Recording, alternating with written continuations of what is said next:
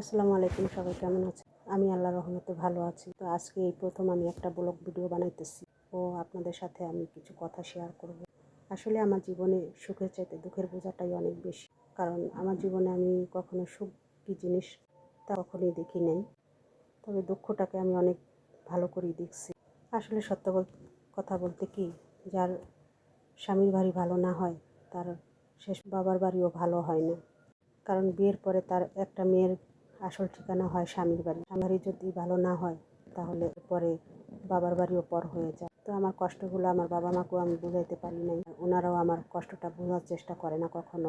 তাই আমি আমার নিজের পথ নিজেই বেছে নিছি, নিজে কর্ম করে খাই। আমি কারো উপরে ভরসা করতে নয়, আমি আমার নিজের উপরে ভরসা করতেই ভালোবাসি। তাই তো আমি একাই চলি। আসলে আমার বিয়ের পরে আমার জীবনে আমি অনেক কষ্ট করছি, এখন আর কষ্ট করতে চাই না। আমার বড় কোনো স্বপ্ন, শুধু আমি কোনো রকম ডাল ভাত খেয়ে দুনিয়া ছেড়ে চলে পালি হলো। আরেকটা কথা কি, মানুষ অনেক সময় অনেক কষ্টে দুনিয়া ত্যাগ করে চলে যায়। আমি সেটা পারবো না, কারণ আমার 2টা সন্তান আছে। আমি সন্তানদের মুখের দিকে তাকিয়ে তো কষ্টই হোক এই দুনিয়াতেই থাকবো। তো সবাই আমার জন্য একটু দোয়া করবেন, আমি যেন ধৈর্য ধরে সব কিছু সহ্য করে যেতে পারি। তো আজকে এই পর্যন্তই, সবাই দোয়া